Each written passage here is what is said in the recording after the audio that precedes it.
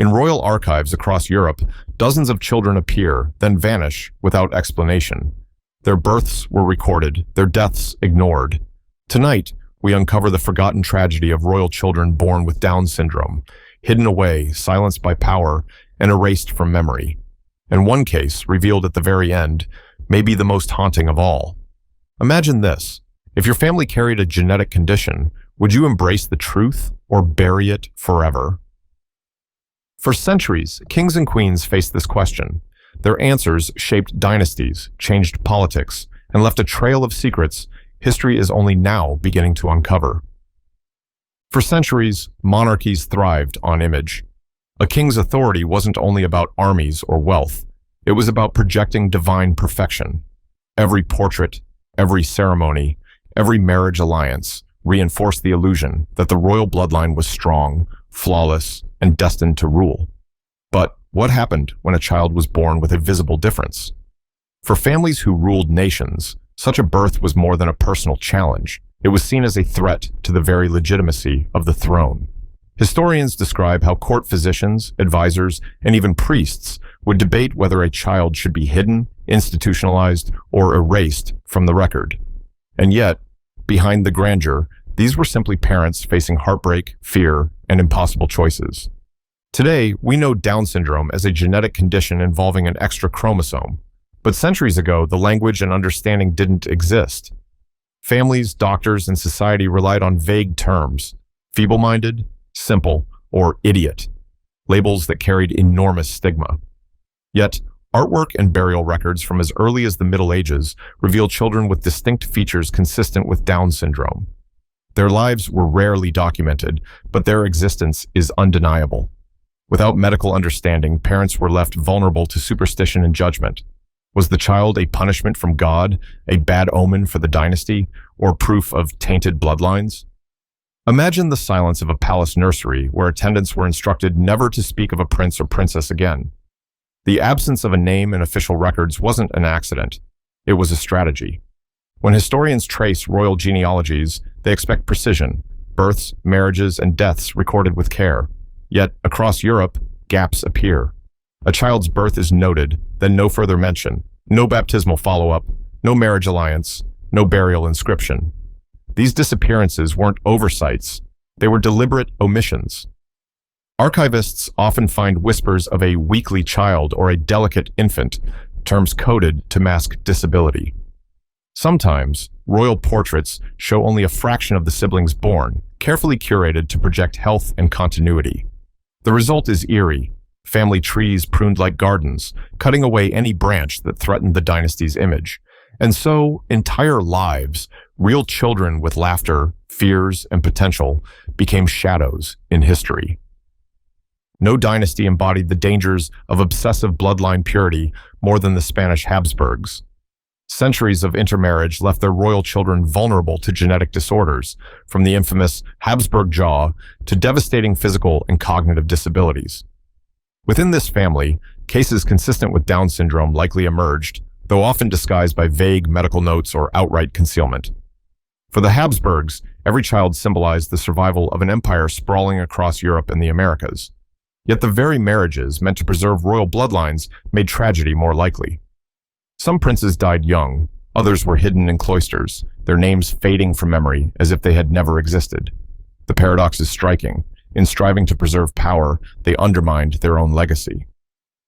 By the 19th century, Victorian Britain projected itself as the model of progress and morality. Yet, inside royal palaces, not all stories fit the image. Families often kept children with disabilities secluded in private quarters or country estates. Servants whispered about hidden rooms, where young princes or princesses spent their lives unseen by the public. The reason wasn't only stigma, it was strategy. The monarchy's survival depended on convincing people that the line of succession was strong, intelligent, and divinely chosen. A child who defied those expectations could destabilize that illusion. In many cases, the children were cared for materially but cut off emotionally, denied the bonds of siblings and public acknowledgement. It's easy to imagine the loneliness behind ornate palace walls. One of the most poignant examples is Prince John, the youngest son of King George V and Queen Mary of England. Born in 1905, he was described as a cheerful, affectionate boy, but also epileptic and developmentally delayed. Today, historians believe he likely had Down syndrome. As he grew, his seizures worsened, and by age 12, he was moved to a secluded estate at Sandringham, far from court life. Photographs show him smiling in gardens, surrounded by caretakers, but rarely with his siblings. When he died suddenly at just 13, his funeral was private, his memory nearly erased. For decades, the royal family spoke little of him. Only later did biographers reveal the emotional toll on his mother, Queen Mary, who grieved in silence. Prince John's story exposes the painful reality. Even love could be buried under duty. The erasure of royal children with disabilities wasn't random. It was intentional. Chroniclers, tasked with glorifying monarchs, often skipped over any detail that might tarnish the dynasty's prestige.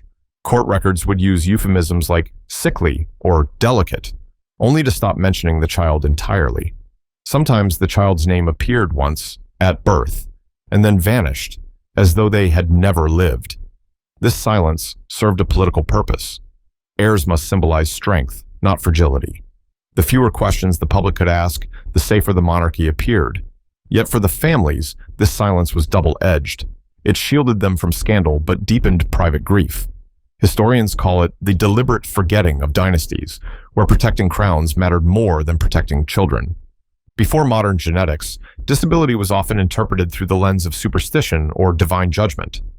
A child born with features of Down syndrome might be labeled a changeling in folklore, or considered proof of sinful blood. Without scientific context, blame shifted onto mothers, who carried the weight of whispers and accusations. Even physicians, bound by limited knowledge, sometimes reinforced harmful myths, prescribing seclusion rather than care. Across courts, midwives and attendants were often sworn to secrecy, their silence purchased with loyalty or fear. Meanwhile, families searched for meaning. Was this God's punishment or a test of faith? Lacking answers, many fell back on concealment. The result was devastating. Children were hidden not because they lacked value, but because society lacked understanding. For ordinary families, raising a child with special needs is already filled with challenges. For monarchs, those challenges carried an unbearable weight. Every royal birth was more than personal. It was political. A healthy son meant stability, a strong dynasty, and reassurance to allies. A child with a visible disability, however, sparked rumors of weakness, foreign whispers of illegitimacy, and threats to future alliances. The crown was both a shield and a cage. Even the most loving parents had to balance affection with the demands of their role, often choosing the monarchy's survival over a child's visibility. The result? A paradox where rulers sworn to protect their people could not fully protect their own children. Not every dynasty chose silence. Scattered through history are rare examples of royals who openly acknowledged children with disabilities. Some were kept close within the family, allowed to share in ceremonies or play alongside siblings, even if succession was never possible. In certain courts, these children became symbols of compassion rather than scandal, quietly reshaping attitudes around them. These moments remind us that monarchy, while rigid, was never uniform.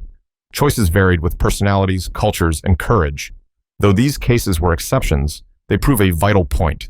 Stigma was never inevitable. It depended on the values of those in power, and when love outweighed fear, secrecy lost its grip. The dawn of the 20th century brought slow but meaningful change. Advances in medicine, psychology, and education began challenging the idea that children with Down syndrome were simply unfit. In some countries, early advocacy groups emerged, urging families to provide care rather than concealment. Photography and journalism made secrecy harder to maintain, as images of royal families became public property. For the first time, society started to see not just portraits of heirs, but glimpses of their private lives, imperfections included. These cultural shifts forced monarchies to confront reality. Some adapted, cautiously acknowledging children who once would have been hidden. Others clung to silence, fearful of scandal in an age of mass media. But the tide was turning. For every child erased from records, there was a family left fractured. Siblings grew up with memories they were forbidden to mention. Parents bore grief they could not express publicly, turning mourning into a private prison. Even when children were materially provided for, safe estates, attentive caretakers, the lack of acknowledgement stripped them of dignity. And silence never erased love. It only buried it deeper. Some royals confessed late in life to the pain of keeping such secrets, a reminder that repression wounds everyone involved. The tragedy wasn't only that children were hidden, it was that families were denied the freedom to love them openly. By the late 20th and early 21st centuries, attitudes toward disability had begun to shift dramatically. Advocacy groups gained visibility, and public figures, royal or not, were increasingly encouraged to acknowledge and support loved ones with special needs. In some royal families, members became vocal champions of inclusion, lending prestige to causes once ignored. Their presence at charity events, schools, and awareness campaigns marked a profound contrast to centuries of silence. Instead of being erased, children with Down syndrome were celebrated for who they were, with royal endorsement helping dismantle lingering stigma. These moments mattered, not just symbolically, but practically. Funding, laws, and cultural acceptance often followed. What can we learn from these royal tragedies? That secrecy breeds pain, while openness nurtures resilience. Modern families facing genetic conditions may not live under crowns, but they still face pressures, fear of judgment, financial strain, or social stigma. The stories of hidden royal children remind us that silence is never a solution. Support networks, medical advances, and inclusive communities now offer what monarchies once lacked: compassion backed by knowledge. For parents today, the takeaway is clear. The measure of a family's strength isn't perfection, it's love openly lived. The absence of these children from textbooks isn't just an oversight. It's the product of centuries of deliberate forgetting. Chroniclers, biographers, and archivists often followed the wishes of monarchs, shaping history to emphasize triumphs and suppress vulnerabilities. Over time, these silences hardened into tradition, making it seem as though no such children ever existed. But when historians dig deeper, the truth surfaces. Burial records with unnamed infants, letters mentioning difficult cases, or estates built for special care. History forgets what power demands it forget. And yet, every rediscovered story is a chance to restore dignity to those erased. Stories like these reveal how much is missing from our history books. If you want more hidden truths about royal families and the untold lives behind the throne, make sure you subscribe now. There's so much more still buried in the archives, and we'll uncover it together. The choice to hide a child didn't just affect the child, it shaped the monarchy itself. Secrecy demanded constant vigilance, weaving anxiety into the daily life of kings and queens. Decisions about succession, alliances, and even public appearances were filtered through fear of exposure. Some rulers became more rigid, clinging to control as if silence could shield them. Others grew distant from their families, torn between duty and affection. These pressures left marks on leadership styles, fueling paranoia or coldness that bled into governance. By trying to preserve authority through concealment, monarchs often weakened the very trust they hoped to protect. In recent decades, determined historians have begun piecing together the stories monarchies tried to erase. Using letters, estate records, and medical notes, they've uncovered fragments of lives once hidden in shadows. Some accounts reveal quiet acts of love, mothers visiting children in secret, siblings sneaking toys past attendants. Others expose chilling detachment, where a child's name never appears beyond birth records. Publishing these findings hasn't always been easy. Royal archives remain guarded, and reputations are still at stake. Yet each revelation reshapes our understanding of monarchy, stripping away myths of perfection and replacing them with complex humanity. It's tempting to think these tragedies belonged only to palaces, but in reality, they mirrored society at large. For centuries, ordinary families facing disability often hid children away in asylums, institutions, or back rooms, not out of cruelty, but from fear of judgment and lack of support. What royals did under the glare of power, commoners did in silence at home.